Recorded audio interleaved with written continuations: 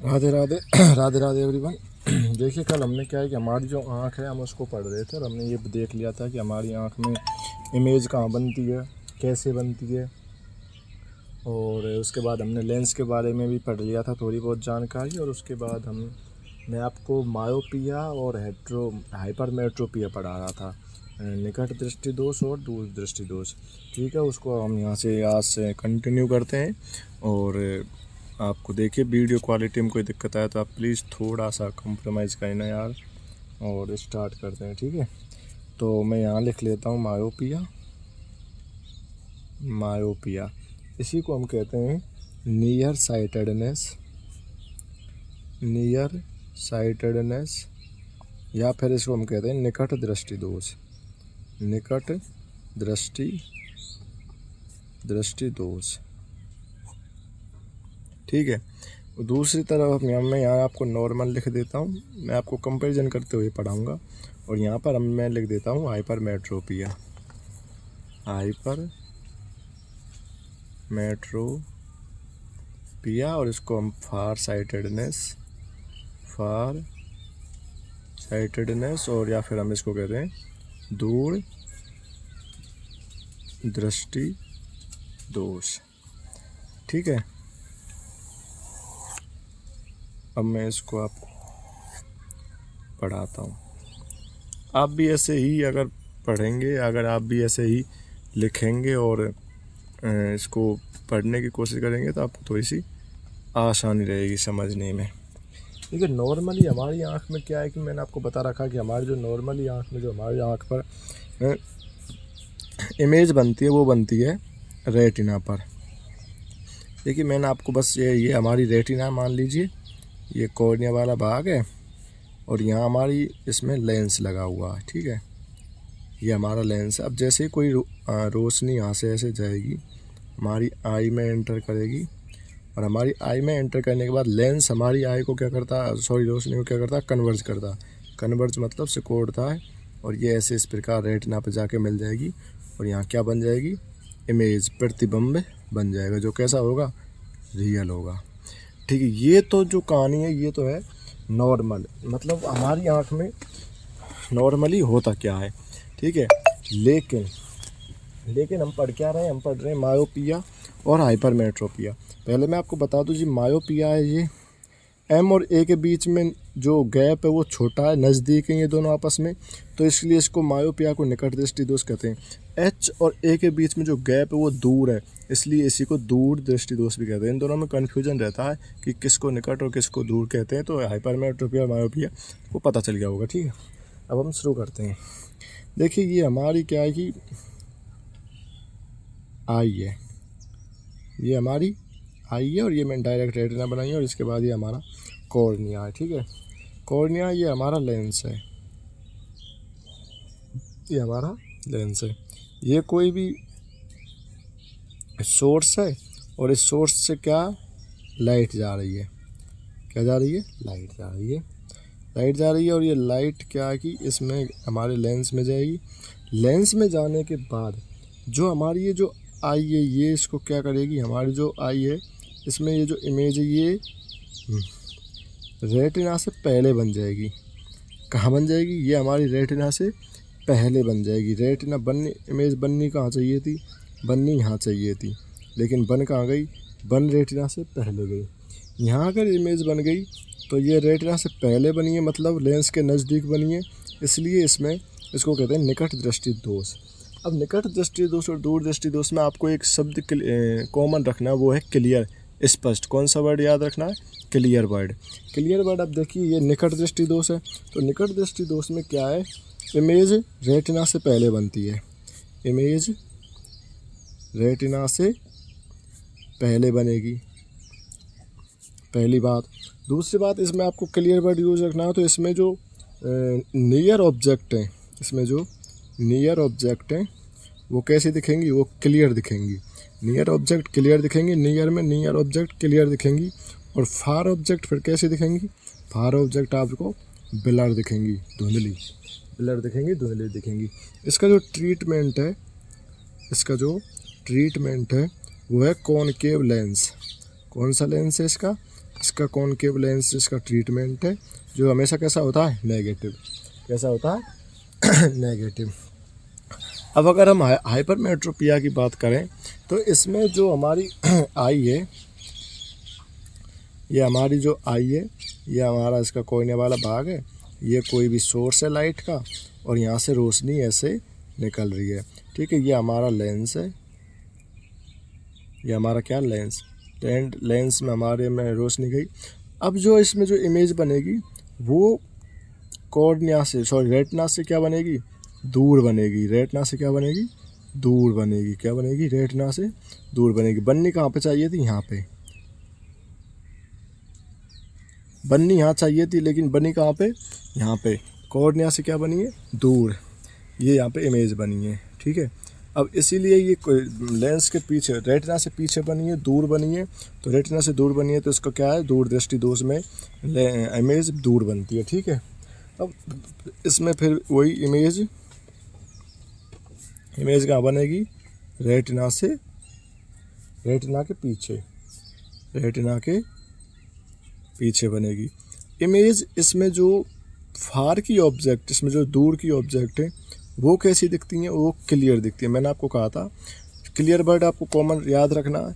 तो नज़दीक वाले में नज़दीक की चीज़ें क्लियर दिखेंगी और दूर वाले में दूर की चीज़ें क्लियर दिखेंगी। तो इसमें नियर, नज़दीक की चीज़ें कैसे दिखेंगी, नियर ऑब्जेक्ट, ये कैसे दिखेंगी, ब्लर। ये कैसी दिखेंगी, ब्लर दिखेंगी। और ये चीज़ें ब्लर दिखेंगी। और इसमें इसका जो ट्रीटमेंट है, इसका जो ट्रीटमेंट है वो है कॉन्वेक्स लेंस। वो क्या है, कॉन्वेक्स लेंस। और कॉन्वेक्स लेंस हमेशा पॉजिटिव होता है। तो ये हमारे नॉर्मली इसमें बहुत कन्फ्यूजन रहता है कि कोई किस में इमेज दूर बनेगी, किस में नज़दीक बनेगी। आपको ये मुझे लगता है कि बहुत अच्छे से क्लियर हो गया होगा। बस इतना ही है, होता है नियर मायोपिया और हाइपरमेट्रोपिया में, ठीक है। इमेज कहाँ बनती है और कौन सी वस्तु नज़दीक दिखती है, कौन सी वस्तु दूर दिखती है, बस यही हमारी नॉर्मली होता है, ठीक है। अब हमारी जो आँख का,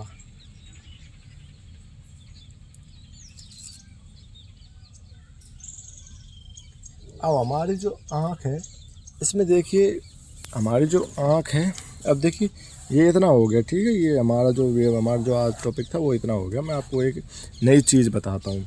नई चीज़ क्या है कि हमारी जो आँख है, हमारी, मैं अभी आँख बना देता हूँ यहाँ पे। ये क्या है, हमारी आँख है। ये हमारी आँख है और हमारी आँख में 3 लेयर्स की बनी होती है। ये तुम सबको पता है, मैंने बहुत बार बता दिया। ये लास्ट टाइम मैं हमारी आँख बना देता हूँ।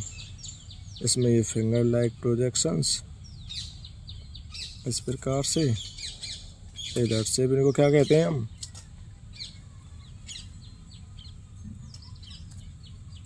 ये हमारा रेटिना वाला भाग है, ये हमारा रेटिना वाला भाग है। और ये जो है ये हमारा कॉर्निया है। ये क्या है, ये हमारा कॉर्निया। ये हमारी आँख है। हमारी आँख में क्या होता है, लेंस होता है। सबको पता है तुमको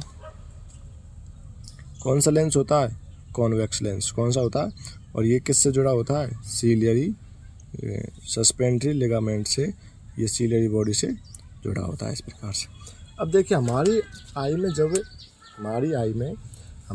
में जब क्या है कि रोशनी एंटर करती है, हमारी आई में जब रोशनी एंटर करती है तो ये हमारी आई में 2 जगह मुड़ती है।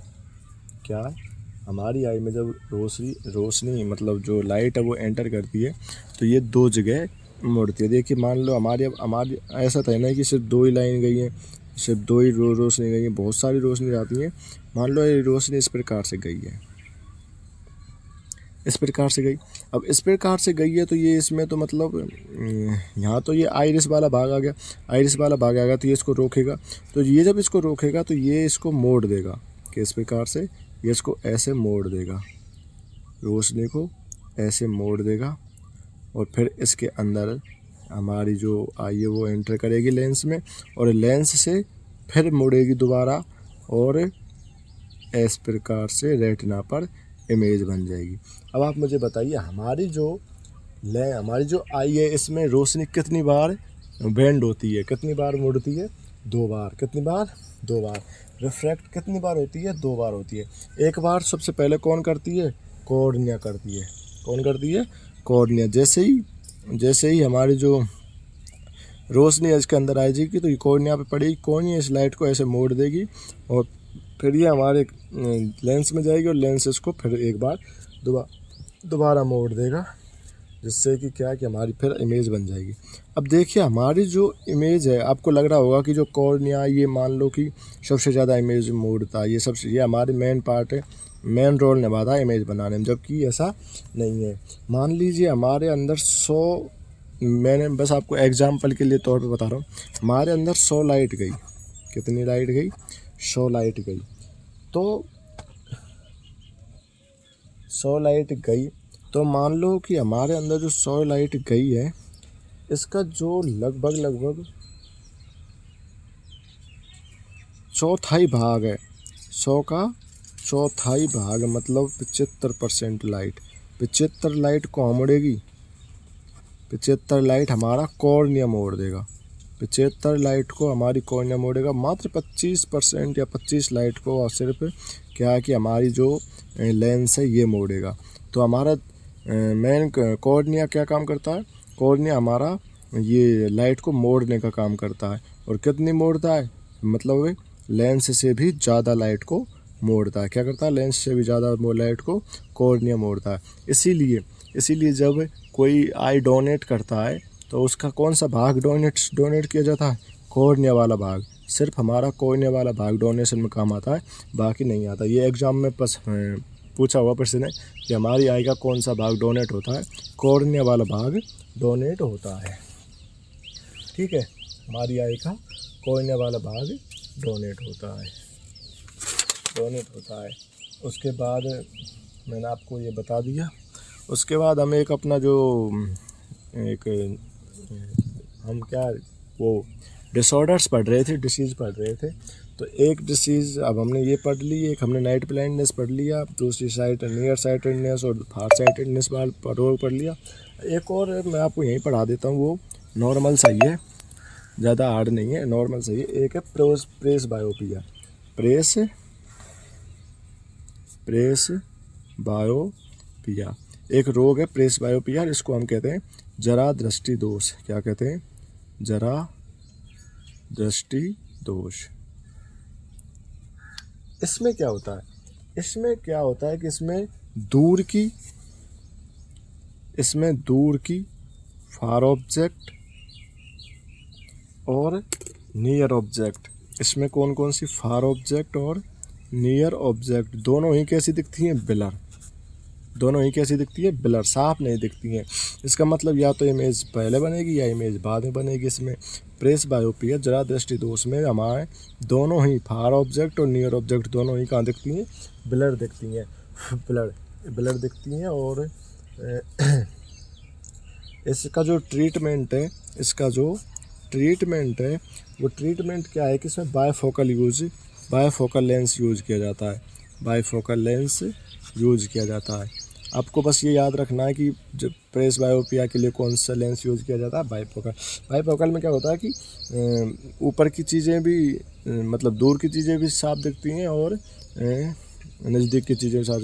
इसमें दोनों लेंस यूज किए जाते हैं, कॉन्वेक्स भी और कॉनकेव भी। कॉन्वेक्स और कॉनकेव दोनों लेंस यूज किए जाते हैं।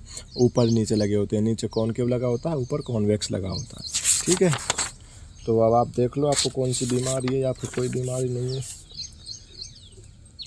उसके बाद हम जो एक और बीमारी पढ़ते हैं, बहुत ज़रूरी है और इम्पोर्टेंट बीमारी भी है। उस बीमारी का जो नाम है वो है कैटरैक्ट। कौन सी है? कैटरैक्ट। इस बीमारी का नाम है मोतियाबिंद। इसको हम हिंदी में कहते हैं मोतियाबिंद। मोतियाबिंद पढ़ाने के लिए मुझको आपको थोड़ी सी 2 अलग अलग चीज़ें दिखानी पड़ेंगी। ठीक है, होता क्या है कि हमारा जो लेंस है ये फ्लेक्सिबल है, लचीला होता है, और क्या होता है? ट्रांसपेरेंट भी होता है, पारदर्शी भी होता है। ठीक है, हमारा जो लेंस है ये लचीला होता है, एक तो फ्लेक्सिबल होता है और एक ट्रांसपेरेंट होता है, मतलब क्या होता है, पारदर्शी होता है। अब देखिए होता क्या है कि हमारी जो बॉडी है, देखिए यहाँ देखिए आप,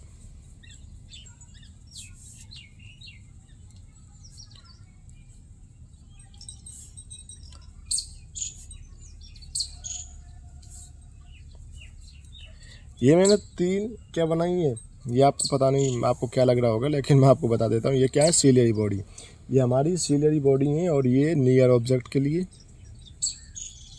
ये नियर ऑब्जेक्ट के लिए, ये नॉर्मल है, और ये फार ऑब्जेक्ट के लिए, फार ऑब्जेक्ट के लिए। ये देखिए इसमें लेंस लगा हुआ है, लेंस लगा हुआ है इस प्रकार से, इस प्रकार से। और लेंस किससे जुड़ा होता है, लेंस जुड़ा होता है हमारी, किससे जुड़ा होता है, सस्पेंशन लिगामेंट से। ठीक है, पता है आपको।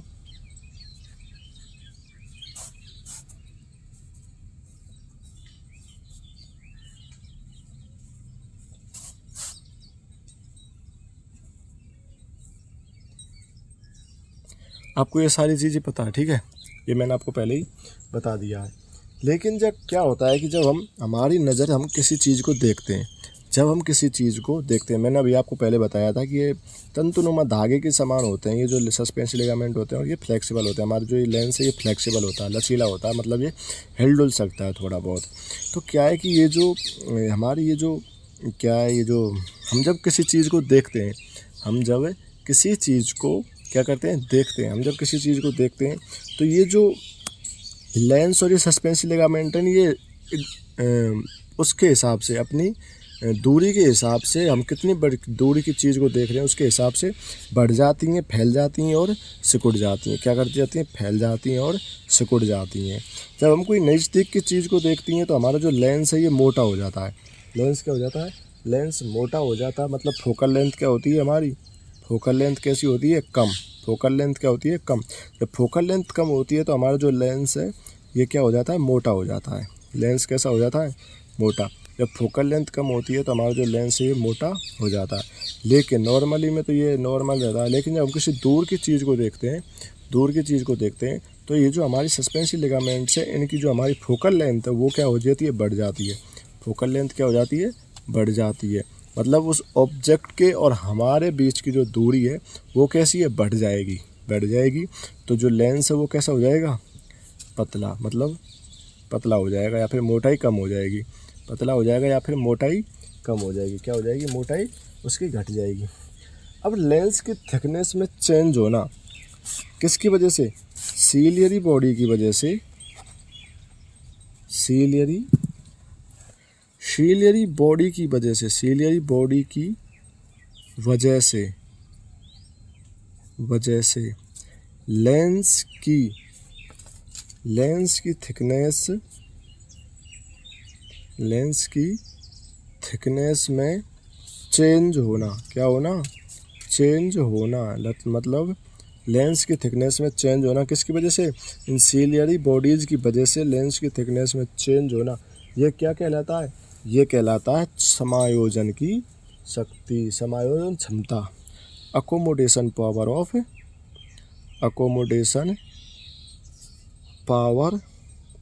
Of lens. क्या, लेंस की समायोजन की क्षमता, क्या कहलाता है ये, समायोजन की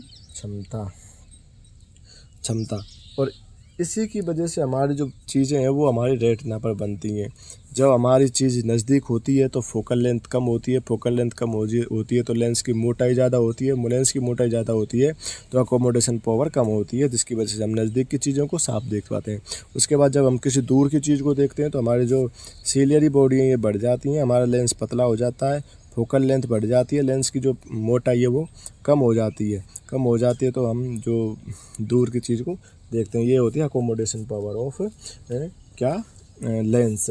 the ability of lens to change their focal length by changing the thickness of lens. Lens की मोटाई में बदलाव करके हमारी फोकल लेंथ के अनुसार अनुसार अपने अपने हमारी फोकल लेंथ के अनुसार चेंज करना ही क्या कहलाता है, अकोमोडेशन पावर, समायोजन की क्षमता कहलाती है।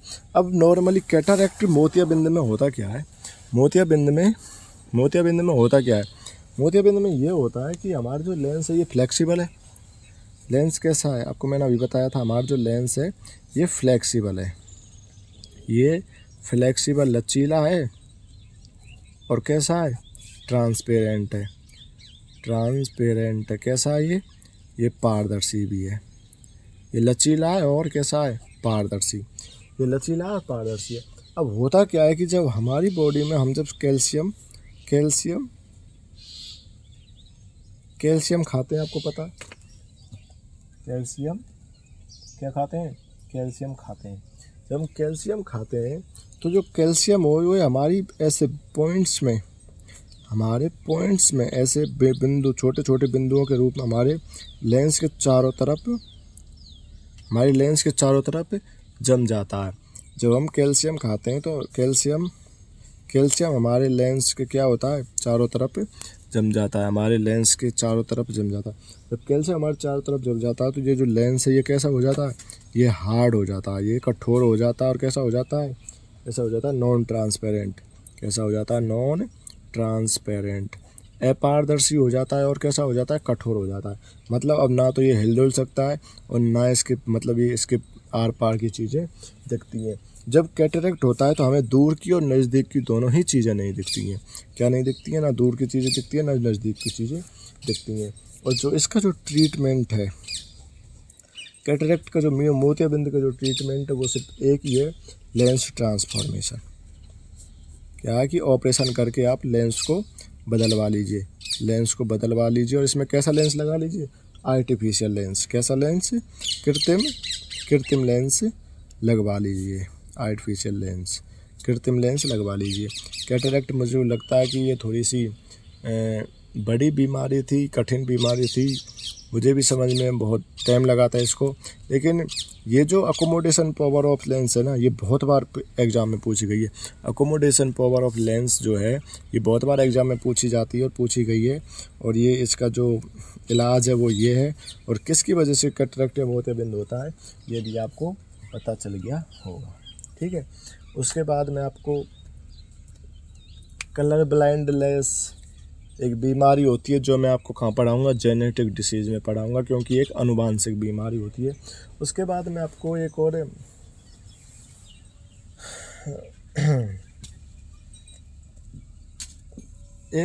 और जो वो है, एक और बीमारी है, हालांकि इतनी खास है नहीं वो, उसको मैं पढ़ा देता हूँ, वो है ग्लूकोमा। एक और बीमारी है, कौन सी है, ग्लूकोमा। इसी का नाम है काला पानी। कौन सी बीमारी है ये है काला पानी। इसमें क्या होता है कि हमारी जो आई है,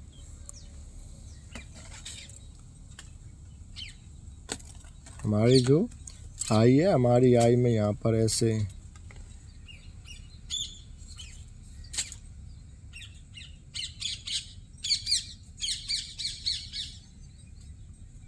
इस प्रकार से। अब इसमें क्या होता है कि हमारा लेंस है और ये ऐसे इससे भी लगा हुआ है। अब ये ग्लूकोमा बीमारी है।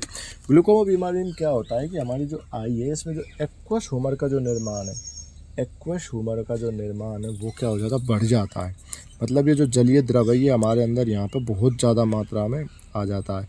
और ये आँख इस वजह से ज़्यादा कि ये हमारे यहाँ से निकल नहीं पाता है बाहर। हमारी आँख में कोई कमी होती है, कमी के कारण ये इसमें बढ़ जाता है, लेकिन ये बाहर नहीं निकल पाता है। क्या इसका ड्रेनेज नहीं हो पाता, और ड्रेनेज नहीं हो पाता और ये यहाँ से बनता जाता है।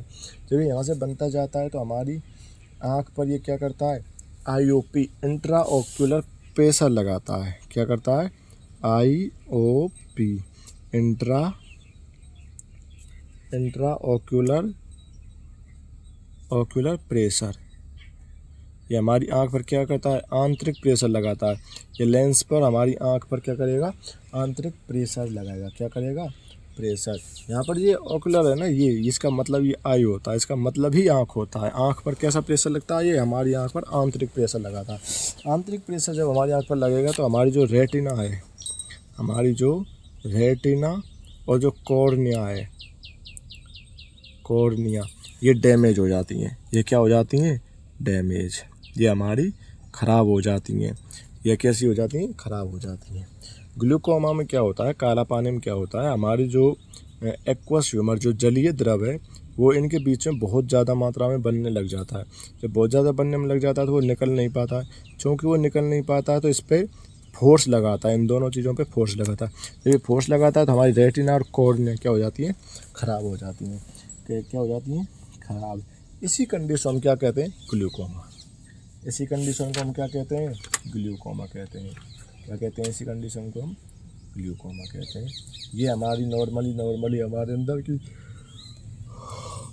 अंदर बीमारी पाई जाती है। और ये हमारा जो आए वाला जो लेसन था वो लगभग आज कंप्लीट हो गया है। ठीक है, अगर आपको कहीं कोई दिक्कत हो, समझने में कोई परेशानी आई हो, या फिर आप देखिए मेरी ये जो वीडियो क्वालिटी है इसमें आपको थोड़ी बहुत दिक्कत आ सकती है, तो आप प्लीज़ थोड़ा सा कॉम्प्रोमाइज़ करें। और इसके बाद में आपको इसकी थ्योरी तो क्या लिखा हूँ, लेकिन आप एक दो चीज़ लिख लीजिए। देख थ्योरी, अब मैं आपको ये मायोपिया की थ्योरी लिखा हूँ, तो इसमें आपको मैंने सब कुछ बता दिया है। इसमें आपको बस ऐसे ही पेज को लेना है, उसको ऐसे 3 भागों में डिवाइड करना है और ऐसे ही उनको तीनों को उतार लेना है। इससे आपको ज़्यादा समझ में आएगा। ठीक है, थ्योरी तो मैं आपको क्या लिखाऊंगा इसकी। उसके बाद मैं आपको थोड़ी सी क्या दिखा देता हूँ, ये अकोमोडेशन पावर ऑफ लेंस लिखा देता हूँ। ये थोड़ी सी एक अच्छी चीज़ है लिखने के लायक। तो आप हेडिंग डालिए accommodation power of lens. Accommodation power क्या? समायोजन क्षमता। क्या हेडिंग डालेंगे? समायोजन क्षमता। लिखिए the ability of lens, lens की वह काबिलियत या क्षमता। The ability of lens, lens की वह क्षमता to change their focal length, अपनी फोकल लेंथ को बदलना, अपनी फोकल लेंथ में बदलाव करना। द ability of lens to change their focal लेंथ, लेंस की वो क्षमता जिससे वो अपनी फोकल लेंथ में बदलाव करता है। Bye changing the thickness of lens, bye changing the thickness of lens, lens की मोटाई में बदलाव करके, लेंस की मोटाई में बदलाव करके। The ability of lens to change their focal length by changing the thickness of lens, lens की वह क्षमता जो वो फोकल लेंथ में बदलाव करता है लेंस की मोटाई में बदलकर। ठीक है, it is done by the action of ciliary body, यह सीलियरी बॉडी की वजह से होता है। किसकी वजह से होता है? ये सीलियरी बॉडी की वजह से होता है। ड्यू टू दिस रीजन, इस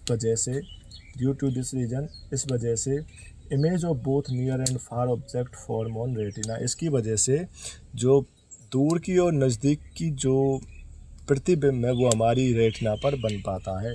इसकी वजह से दूर की और नज़दीक की प्रतिबिंब हमारी रेटिना पर बन पाता है। Due to this reason image of both near and far object form on retina.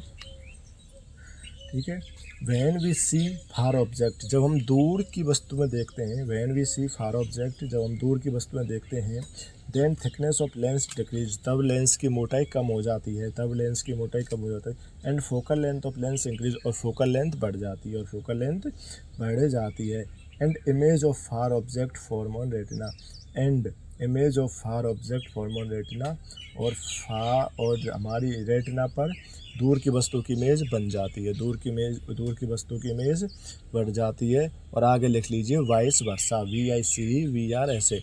या इसका मतलब ये है कि जब हम नज़दीक की चीज़ों को देखते हैं तो हमारा जो लेंस की जो थिकनेस है वो मोटी हो जाती है और फोकल लेंथ घट जाती है और हमारी इमेज रेटिना पर बन जाती है।